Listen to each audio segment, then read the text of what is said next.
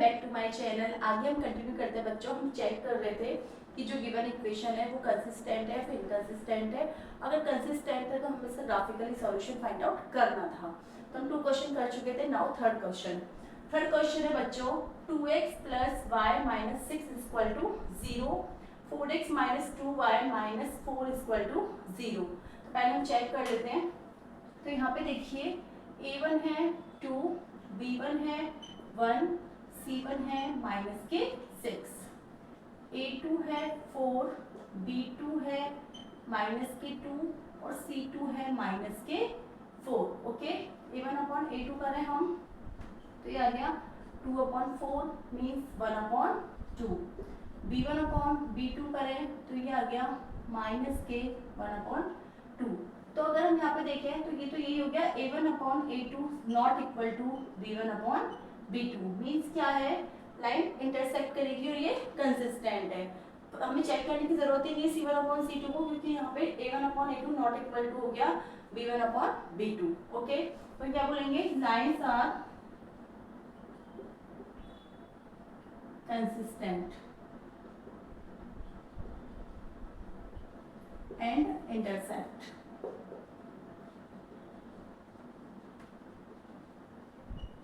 अब हम solution find out करेंगे, तो इसके लिए पहले हम 2 पॉइंट्स फाइंड आउट कर लेते हैं। तो सबसे पहले क्या है हमको 2x plus y minus 6 equal to 0। तो 2x इक्वल टू हो गया 6 माइनस वाई, 6 इधर जाएगा तो प्लस हो जाएगा, y माइनस हो जाएगा। पहले हम वैल्यू पुट करते हैं।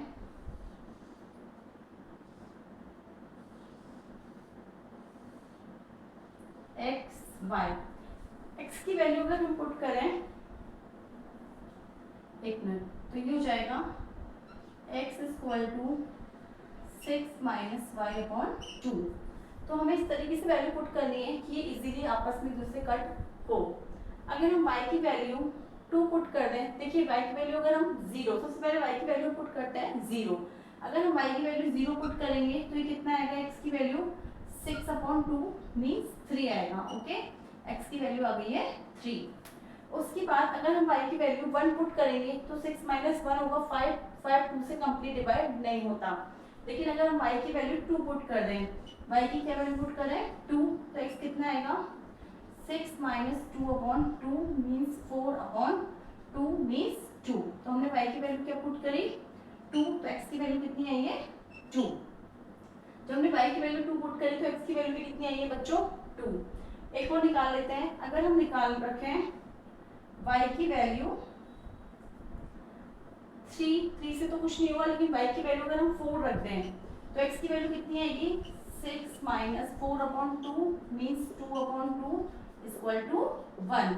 अगर हमने y की वैल्यू क्या पुट करी है 4, तो x की वैल्यू आई है 1। तो यहाँ पे हमारे पास 3 पॉइंट्स आ गए। क्या क्या पॉइंट्स आए वो हम साइड में लिख देते हैं। 3 0 2 2 1 4, ये हमारे पास 3 पॉइंट्स आ गए। एक x की वैल्यू 3, एक x की वैल्यू 2, एक x की वैल्यू 1, एक y की वैल्यू 0, y की वैल्यू 2, y की वैल्यू 4। नाउ सेकेंड इक्वेशन के लिए अगर हम बात करें तो ये है 4x minus 2y minus 4 equal to 0। तो इसको अगर लेके जाए तो 4x इक्वल टू हो जाएगा 4 प्लस 2y। ओके, क्योंकि 2y इधर जाएगा प्लस का होगा, 4 भी इधर जाएगा तो प्लस का होगा। और x इक्वल टू कितना आएगा 4 प्लस 2y अपॉन 4। ओके, अब हमें y की ऐसी वैल्यू पुट करनी है जो 4 से इजीली डिवाइड हो।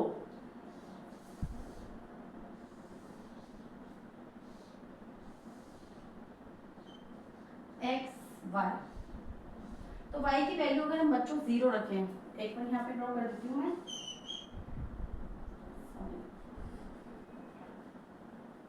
देखिए अगर हम y की वैल्यू क्या रख रहे हैं 0, अगर हम y की वैल्यू 0 रखेंगे तो x की वैल्यू कितनी आएगी 4 plus 2 into 0 upon 4 means x equal to 4 upon 4 equal to 1।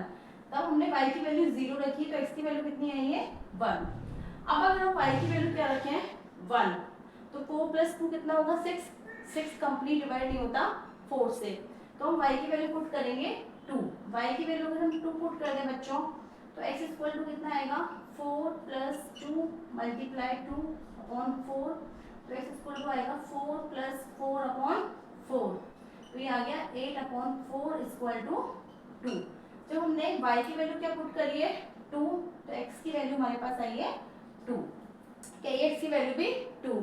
एक और पॉइंट ले लेते हैं। अब देखिए y की वैल्यू हम 3 तो नहीं रख सकते क्योंकि 3 इंटू 6 करेंगे 10, 3 इंटू 2 करेंगे 6 आएगा, 6 में 4 ऐड करेंगे तो 10 आएगा, और 10 4 से कंप्लीट डिवाइड नहीं है, तो हम y की वैल्यू पुट करेंगे 4, y की वैल्यू हमने पुट करी 4, तो ये आया x equal to 4 plus 2 multiply 4 upon 4, तो x इक्वल टू आ गया 4 plus 8 upon 4 means 12 upon 4 means 3, तो ये आ गया x की वैल्यू 3। तो यहाँ पे भी हमको 3 पॉइंट्स मिले हैं बच्चों, 1 0 2 2 एंड 3 4, हमें 3 पॉइंट मिल चुके हैं। अब हमें ग्राफ ड्रॉ करना है। सिंपल है, आपको x और y की वैल्यू फाइंड आउट करनी है। आप मैंने यहाँ पे 3 पॉइंट्स दिए जिससे आपको इजीली समझ में आ जाए। और ड्रॉ करते हैं ग्राफ। फर्स्ट इक्वेशन के लिए करते हैं, x की वैल्यू है 3 तो y की वैल्यू है 0, तो एक पॉइंट हमें मिल गया ये वाला, क्योंकि x की वैल्यू 3 है, y की वैल्यू 0 है। सेकंड है x की वैल्यू है 2 तो y की वैल्यू है 2, एक पॉइंट हमें ये मिल गया। थर्ड पॉइंट है x की वैल्यू है 1 तो y की वैल्यू है 4, एक पॉइंट हमें ये मिल गया। ठीक है, इसको हम आपको स्केल की हेल्प से इसको मिलाना, जिससे स्ट्रेट लाइन है।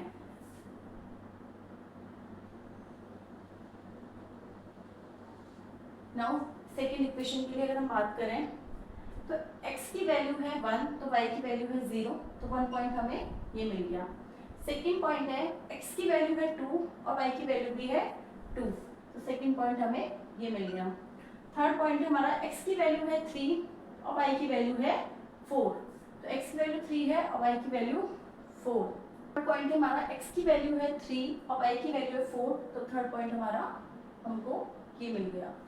इसको हम ड्रॉ करेंगे, थोड़ा सा इधर चला जाएगा ये। तो देखिए बच्चों, यहाँ पे लाइन हमारी इंटरसेक्ट हो गई है इस वाले पॉइंट पे, जहाँ पे x की वैल्यू क्या है 2 है और y की वैल्यू 2 है। यही हमारा इसका सॉल्यूशन आ गया। तो हम क्या लिखेंगे, x इक्वल टू 2 और y इक्वल टू 2, ये हमें फाइंड आउट करना था। एक बार फिर से समझा देती हूँ पूरा question.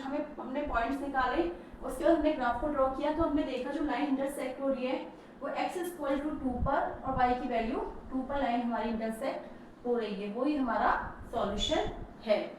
Now question number fourth है बच्चों, 2x minus 2y minus 2 equal to 0, 4x minus 4y minus 5 equal to 0।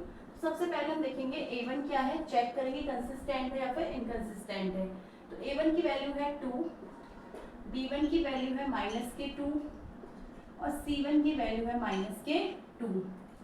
Again a2 की वैल्यू है 4, b2 की वैल्यू है माइनस के 4 और c2 की वैल्यू है माइनस के 5। a1 अपॉन a2 अगर हम देखें तो ये है 2 upon 4 means 1 upon 2। b1 upon b2 अगर हम देखें तो ये है माइनस के 2 अपॉन माइनस के 4 मीन्स 1 अपॉन 2। और c1 की वैल्यू अगर हम देखें तो ये है माइनस के 2 अपॉन माइनस के 5 मीन्स 2 अपॉन 5। तो यहाँ पे हमको क्या देखने को मिल रहा है कि a1 upon a2 equal to है बच्चों b1 अपॉन b2 के, but not equal to c1 upon c2। It's means क्या हुआ कि जो लाइन्स हैं वो पैरेलल होंगी और कोई सॉल्यूशन पॉसिबल नहीं होगा एंड इनकंसिस्टेंट होगी, तो इसलिए हमें सॉल्यूशन फाइंड आउट करने की नीड ही नहीं है। तो यहाँ पे हम क्या लिखेंगे, linear pair of equation are parallel and inconsistent, so no solution is possible.